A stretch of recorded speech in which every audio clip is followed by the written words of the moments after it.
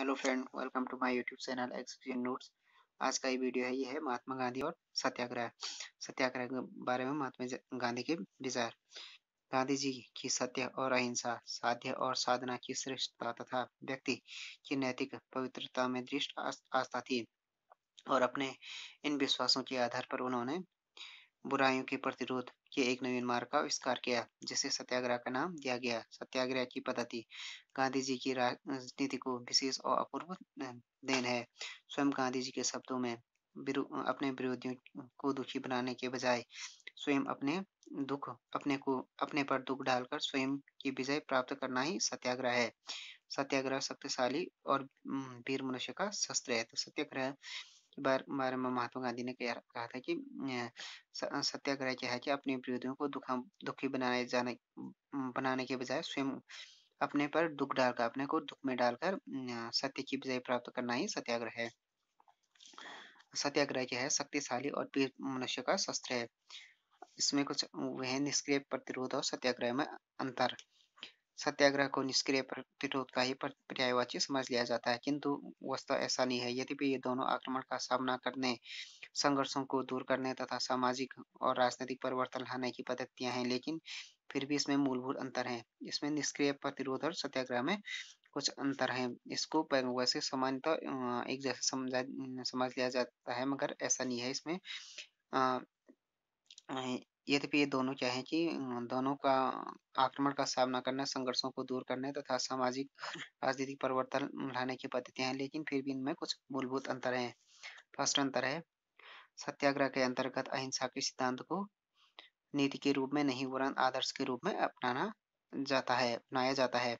इसी कारण सत्याग्रही किसी भी स्थिति में हिंसा का त्याग और हिंसा का प्रयोग नहीं कर सकता, किंतु निष्क्रिय प्रतिरोध में अपनी निर्भरता के कारण नीति के रूप में हिंसा का पालन किया जाता है, मौलिक सिद्धांत के रूप में नहीं।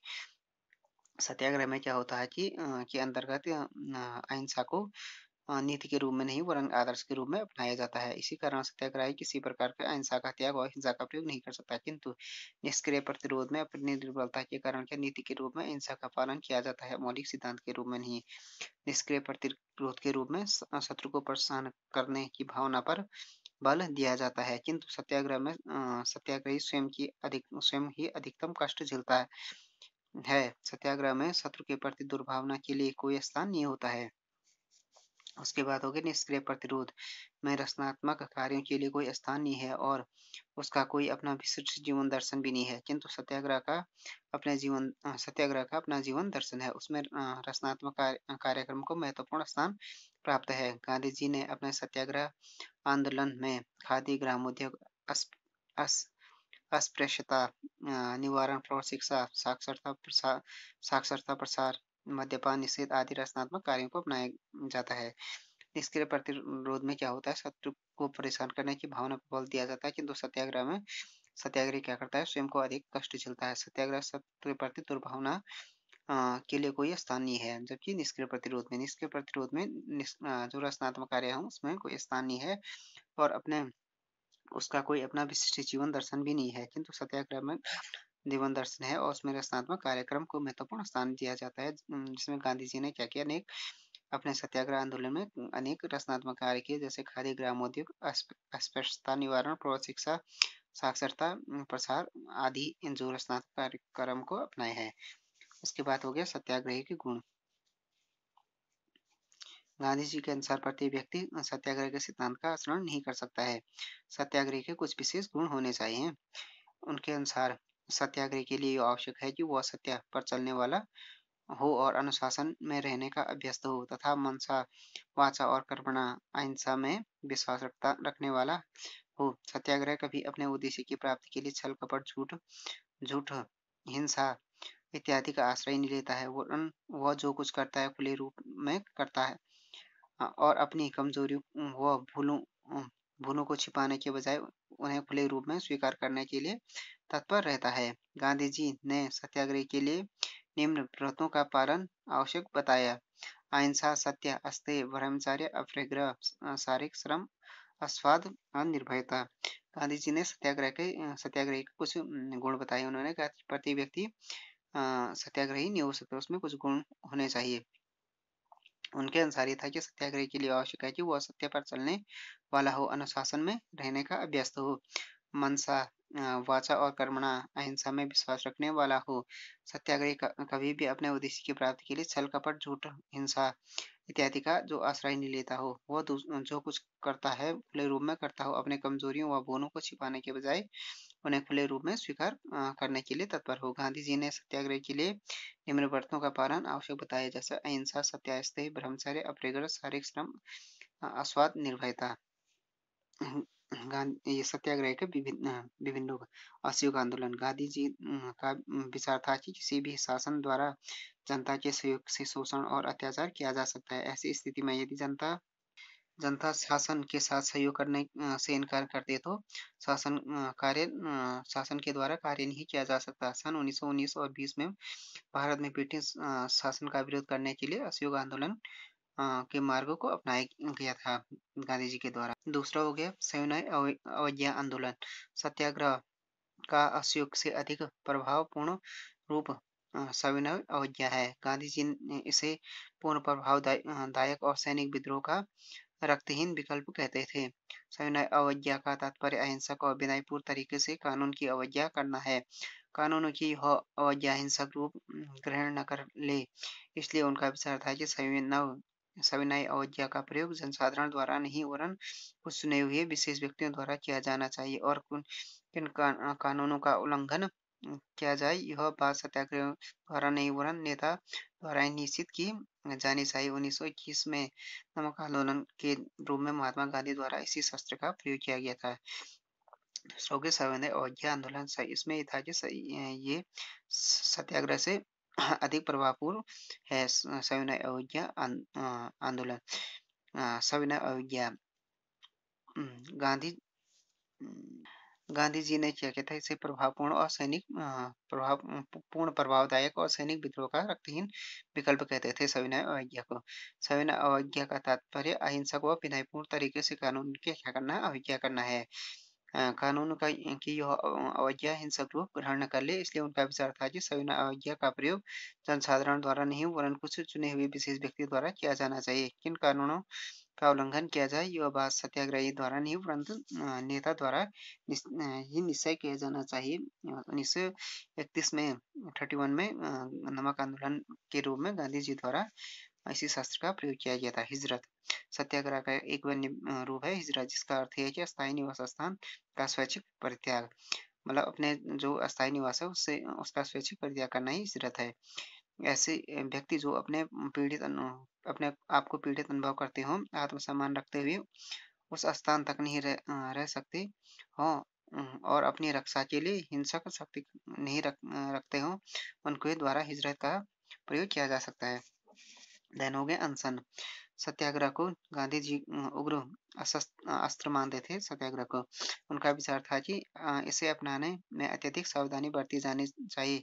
अनशन केवल कुछ विशेष अवसरों पर आत्मशुद्धि या अत्याचारियों के हृदय के परिवर्तन के लिए किया जाना चाहिए। इसके अतिरिक्त इस शस्त्र का प्रयोग हर किसी व्यक्ति के द्वारा नहीं किया जाना चाहिए वरन आध्यात्मिक बल संपन्न व्यक्तियों के द्वारा ही किया जाना चाहिए, क्योंकि इसके सफल प्रयोग के लिए मानसिक शुद्धता, अनुशासन और नैतिक मूल्यों में आस्था की अत्यधिक आवश्यकता होती है। अनशन के लिए उन्होंने कहा था कि ये उग्र समझते थे अनशन को उग्र अस्त्र। उनका विचार था कि इसे अपनाने के लिए अत्यधिक सावधानी बरती जानी चाहिए। अनशन केवल कुछ विशेष अवसरों पर आत्मशुद्धि व अत्याचारियों के हृदय परिवर्तन के लिए किया जाना चाहिए। इसके अतिरिक्त इस अस्त्र का उपयोग हर किसी व्यक्ति द्वारा नहीं किया जाना चाहिए। इसका प्रयोग हर किसी व्यक्ति के द्वारा नहीं वरन जो व्यक्तियां हैं आध्यात्मिक बल संपन्न व्यक्तियों के द्वारा ही किया जाना, क्योंकि इसके प्रयोग के लिए मानसिक शुद्धता, अनुशासन और नैतिक मूल्यों में आस्था की अत्यधिक आवश्यकता होती है। देन हो गया हड़ताल। सत्याग्रह का एक अन्य रूप हड़ताल है, किंतु हड़ताल के संबंध में गांधी जी का विचार समाजवादियों और साम्यवादियों से भिन्न है। गांधी जी वर्ग संघर्ष की धारणा में विश्वास नहीं करते। उनके अनुसार ये था कि हड़ताल आत्मशुद्धि के लिए किया जाने वाला एक स्वैच्छिक प्रयत्न है, जिसका लक्ष्य स्वयं कष्ट सहते सहन करते हुए विरोधी का हृदय परिवर्तन करना है। गांधी जी के अनुसार हड़ताल करने वाले व्यक्तियों को की मांगे नितांत स्पष्ट और उचित होनी चाहिए। तो गांधी जी के द्वारा न केवल आंतरिक क्षेत्र में वरन विदेशी आक्रमण की स्थिति में सत्याग्रह का सुझाव भी दिया गया है। हिटलर द्वारा इंग्लैंड पर आक्रमण किए जाने पर उन्होंने इंग्लैंड को यही परामर्श दिया था। ये सत्याग्रह ये सत्याग्रह की कुछ आलोचनाएं हैं गांधी जी की। सत्याग्रह अहिंसा की धारणा के अनुकूल नहीं है। सत्याग्रह का सिद्धांत अहिंसा की धारणा के अनुकूल नहीं है। सत्याग्रह का तात्पर्य न केवल हिंसा का निषेध वरन विरोधी के प्रति किसी प्रकार की दुर्भावना का भी अभाव है। सत्याग्रह से उन व्यक्तियों का निश्चित रूप से मानसिक और अनेक बार शारीरिक कष्ट भी पहुंचता है जिनके विरुद्ध इसका व्यवहार किया जाता है। तो ये अहिंसा के अनुकूल नहीं है। सत्याग्रह का प्रयोग सभी परिस्थितियों में संभव नहीं है। प्रत्येक स्थिति में, प्रत्येक जगह, प्रत्येक प्रकार के लोगों के साथ सत्याग्रह का सफलतापूर्ण प्रयोग नहीं किया जा सकता है। स्वतंत्र समाज में जहाँ विवेक, प्रति आदर मानव के प्रति आदर, न्याय विद्यमान हो, सत्याग्रह का भले ही सफलतापूर्वक प्रयोग किया जा सकता है, परंतु निरंकुश शासकों और बौद्धिक और नैतिक दृष्टि से बहुत अधिक पिछड़े हुए लोगों के विरुद्ध सत्याग्रह निश्चित रूप से संदेह किया जा सकता है। सत्याग्रह का प्रयोग तो वहाँ किया जा सकता है कि सभी परिस्थितियों में तो नहीं है, क्योंकि प्रत्येक जगह पर लोगों के साथ नहीं किया जा सकता है।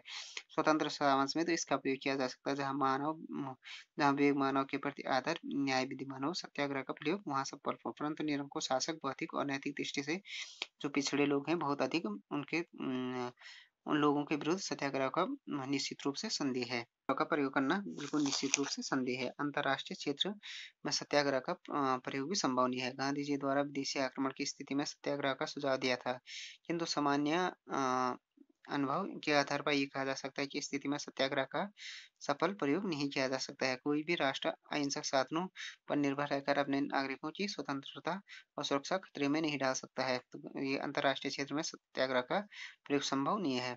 सत्याग्रह के नाम पर दुरुपयोग की आशंका। सत्याग्रह के विरुद्ध एक आलोचना यह है कि वर्तमान समय में सत्याग्रह के नाम पर बहुत अधिक दुरुपयोग किया जा रहा है। सत्याग्रह का अनेक पक्षों द्वारा अपने क्षुद्र स्वार्थों की पूर्ति हेतु जो आंदोलन किए जाते हैं उनके द्वारा उन्हें भी सत्याग्रह कह दिया जाता है, जबकि वास्तव में सत्याग्रह न होकर दुराग्रह है। तो फ्रेंड्स, ये वीडियो हो गया महात्मा गांधी और सत्याग्रह के बारे में, निष्क्रिय प्रतिरोध और सत्याग्रह में अंतर, सत्याग्रह के गुण और सत्याग्रह के जो विभिन्न रूप हैं उसके बारे में हो गया video. Thanks for watching this video. If you like this video, please subscribe my channel and like, share and comment on this video.